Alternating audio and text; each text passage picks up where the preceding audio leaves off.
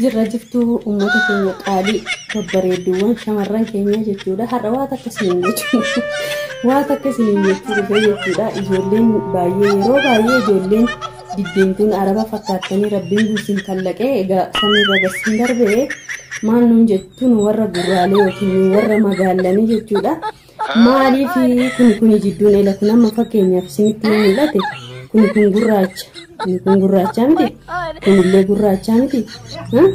Kun ciqileen keenya illee kun gurraacha yeroo baay'ee jechuudha namoota keenya hedduu gizee tokko nama diimayyuu ni gurraacha jechuudha.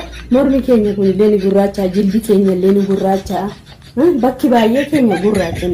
Amma warri diddiimoon kun maal jedhanii maalumatu nama keenya kana ciqilee fi jilbaa fi morma gurraachessaa jedhanii gaaffii hedduu dhiyaata. Kun naannoo anjiraataa turetti illee amma bakka jirutti illee maasin ajaa'iba gaafa. Nu maal beeknaa nu waan akka hin beeku waan beeknu takkittiin hin jiru.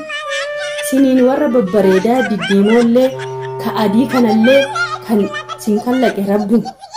Nu warra gurraalee illee shaanqillaa illee taanee qubni nu gurraachoftee illee kun nu gurraachoftee jilbibbiin nu gurraachoftee kan nu kallaqe rabbuun. Amma kanaafuu maal wal gaafanna reemee uummata keenya kana qofa naa deebisa. Wallahi yeroo baay'ee gaaffii natti ta'a jechuudha.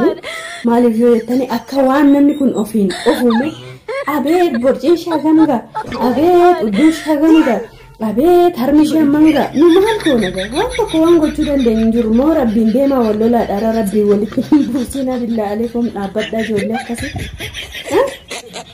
shanqaaxxaa qacci ka jettus kan uume rabbuma ka akka keenya kiyyaa kan ammoo suuta akkana dimbilik jettee deemtus ka uume rabbuma maal goona reega mee nu dhiisaa lakkee uummata keenya qaalee nu dhiisaa haa jiraannu furdeenis haa jiraatu qal'oonis haa jiraatu diimtuunis haa jiraatu gurraattiinis yoo gurraachatti garbittitti uume rabbi waan hin uumeef nu waan hin beekneef hojii rabbitti uummata keenya qaalee billaa aleekum.